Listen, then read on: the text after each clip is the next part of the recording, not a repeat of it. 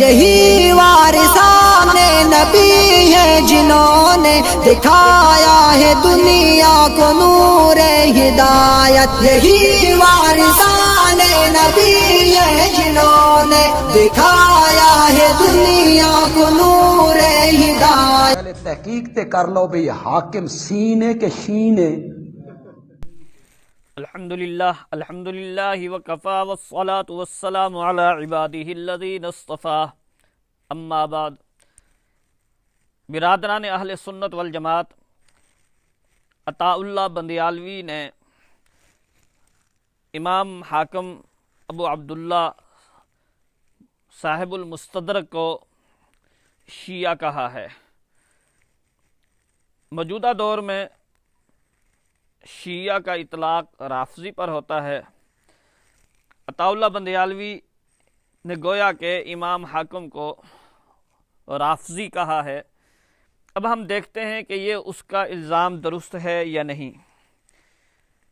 امام حاکم نے مستدرک حاکم کتاب لکھی ہے، اس میں حدیث پاک نقل کی ہے، علیکم بسنتی و سنت الخلفاء الراشدین المہدیین، اور یہ حدیث پاک کئی اسناد سے نقل کی ہے۔ اگر آپ رافضی ہوتے اور خلفاء راشدین کو تسلیم نہ کرتے ہوتے تو یہ حدیث نہ نقل کرتے۔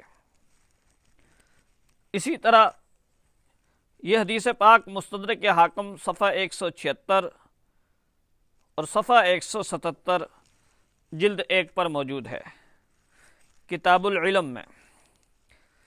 اسی طرح امام حاکم نے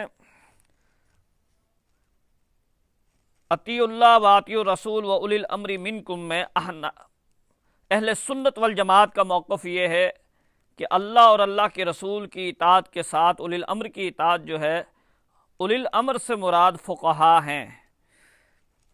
یہ تفسیر امام حاکم نے بھی حضرت جابر بن عبداللہ سے نقل کی ہے، اور اسی طرح حضرت ابن عباس رضی اللہ تعالیٰ عنہ سے، اور پھر فرماتے ہیں ھذا حدیث صحیح اور و تفسیر الصحابی عندہما مسند، کہ صحابی کی جو تفسیر ہے یہ مسند حدیث کے حکم میں ہوتی ہے، یعنی امام حاکم کے ہاں اس آیت میں مراد اولی الامر سے فقہا ہیں۔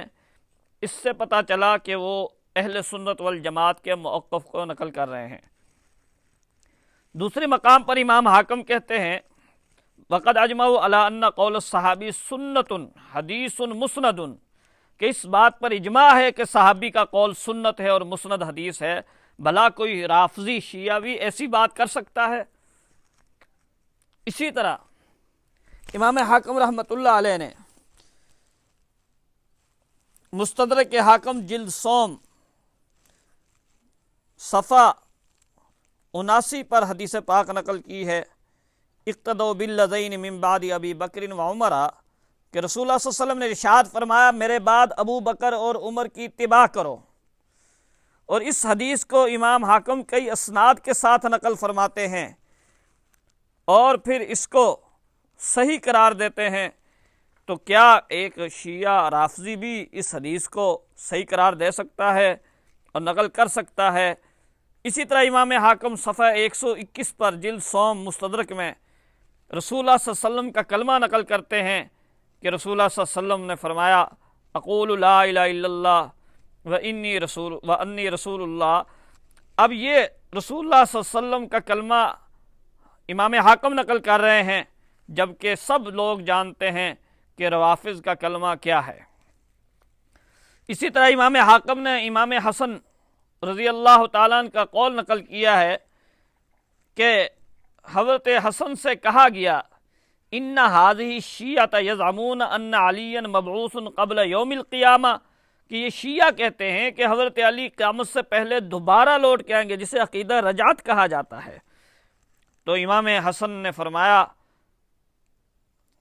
کہ یہ جھوٹ بولتے ہیں، واللہ ما ہؤلاء بشیعتہ، کہ قسم ہے یہ لوگ اللہ کے یہ حضرت علی کے شیعہ نہیں ہیں۔ کیوں؟ اس لیے کہ لو علمنا انہ مبعوث ما زوجنا نساءہ ولاقتسمنا مالہ، کہ اگر ہمیں پتہ ہوتا کہ حضرت علی نے دوبارہ لوٹ کے آنا ہے تو ہم ان کی بیویوں کا نکاح نہ کرتے آگے اور ان کا مال تقسیم نہ کرتے۔ اب اس سے صاف پتہ چلا کہ امام حاکم اگر شیعہ اور رافضی ہوتے تو وہ اس روایت کو نقل مستدرک میں نہ کرتے۔ یہ تو چند ایک حوالے ہم نے آپ کی خدمت میں پیش کیے ہیں۔ علامہ ذہبی رحمۃ اللہ علیہ جو حدیث کے اتنے بڑے امام ہیں کہ اللہ نے اس قدر حافظہ عطا فرمایا تھا امام ذہبی کو کہ حافظ ابن حجر رحمہ اللہ نے جب زمزم کا پانی پیا تو یہ دعا کی کہ اے اللہ مجھے حافظ ذہبی جیسا حافظہ عطا فرما۔ اتنا آپ کا حافظہ تھا کہ اگر فرماتے ہیں امام ذہبی کہ اسماء جتنے حدیث کے راوی ہیں ان کو میرے سامنے کھڑا کر دیا جائے اور میں ایک ٹیلے پر کھڑا ہو جاؤں تو میں ان سب کے نام، ان کے علاقے، ان کی کنیت اور ان کے نسب اور ان کے بارے میں کن محدثین نے صحیح کہا ہے، ان کو کنہوں نے ضعیف کہا ہے، کنہوں نے سچا کہا ہے، کنہوں نے جھوٹا کہا ہے، یہ سب کچھ بتا دو۔ اس قدر حافظہ تھا امام ذہبی کا کہ ابن حجر دعا کر رہے ہیں، ان کے حافظے کے مثل حافظہ اللہ سے مانگ رہے ہیں۔ امام ذہبی حاکم کے بارے میں نقل کرتے ہیں امام صدوق۔ اب کیا ایک رافضی شیعہ کو وہ حاکم، امام اور صدوق سچا کہہ سکتے ہیں؟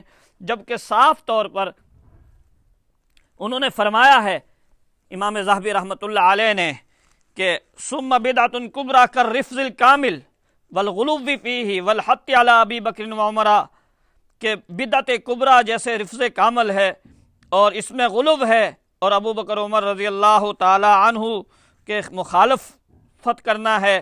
اب یہ جو رفض ہے اس کے بارے میں فرماتے ہیں کہ بل الکذب شعارہم، کہ شعار ہے ان کا جھوٹ اور تقیہ اور نفاق ان کا اوڑھنا بچھونا ہے۔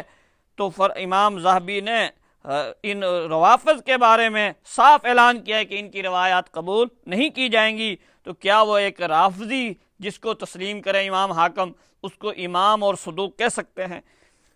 بلکہ امام حاکم اپنا فیصلہ امام ذہبی فیصلہ نقل کرتے ہیں حاکم کے بارے میں، قلت فرماتے ہیں اللہ یحب الانصاف، اللہ انصاف کو پسند کرتے ہیں۔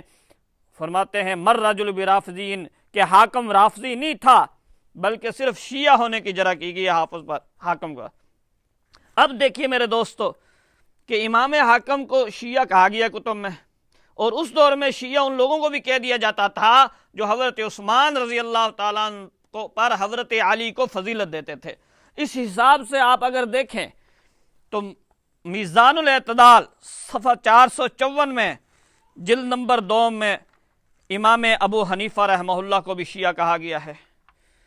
چنانچہ صاف طور پہ امام ذہبی فرماتے ہیں، فرمایا فَإِنَّهُ قَالَ ذَكَرَ سَامِيَ الشِّيَعَةِ من المحدثین الذین یقدمون علی علی عثمان، کہ انہوں نے کئی شیعوں کے نام نقل کیے محدثین میں سے جو حضرت علی کو حضرت عثمان پر فضیلت دیتے تھے۔ ان میں سے امام اعمش بھی ہیں، امام ابو حنیفہ بھی ہیں، امام شعبہ بن حجاج بھی ہیں، امام عبدالرزاق بھی ہیں۔ اب دیکھیے امام اعمش امام ابو حنیفہ کے استاد ہیں، امام ابو حنیفہ کا بھی ذکر ہے، امام شعبہ جن کو امیر المومنین فی الحدیث کہا گیا ہے ان کا بھی ذکر ہے، امام عبدالرزاق کا بھی ذکر ہے۔ اب یہ تمام ائمہ کیا جو ہے رافضی ہیں؟ نہیں، یہ شیعہ تھے بے ایمانہ، حالانکہ یہ سنیوں کے امام ہیں سب کے سب۔ معلوم ہے اس دور میں سنیوں کو بھی شیعہ کہہ دیا جاتا تھا جو حضرت علی کو حضرت عثمان پر فضیلت دیتے تھے۔ حاکم اسی درجے کے شیعہ ہیں، اس درجے کے شیعہ جو ہیں ان کی روایات کو اگر رد کیا جائے تو علامہ ذہبی صاف طور پر یہ اعلان کرتے ہیں، فرماتے ہیں کہ اگر فلو رد حدیث ہؤلاء لذهب جملۃ من الآثار النبویہ وہذہ مفسدۃ بینۃ، کہ اگر ان جیسے لوگوں کو یعنی جو حضرت علی رضی اللہ تعالیٰ پر حضرت عثمان پر فضیلت دیتے تھے، ان لوگوں کی حدیثیں رد کرنا شروع ہو جاؤ تو نبی کریم صلی اللہ علیہ وسلم کی احادیث میں سے اکثر احادیث چلی جائیں گی اور ایک ظاہری فساد ہے۔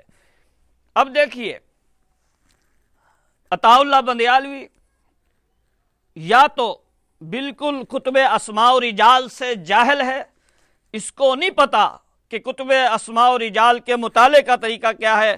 یہی وجہ ہے علامہ عبدالحی لکھنوی رحمۃ اللہ علیہ نے صاف طور پر فرمایا ہے کہ بہت سارے لوگ ایسے ہیں وَمَا ذَلِكَ إِلَّا لِجَهْلِهِمْ بِمَسَائِلِ الْجَرْحِ وَالتَّعْدِيلِ کہ یہ لوگ کتب جرح و تعدیل اٹھاتے ہیں اور کوئی بھی جرح اٹھا کے اور محدث پر جرح کر دیتے ہیں. فرمایا کہ وہ جاہل ہوتے ہیں مسائل جرح و تعدیل سے.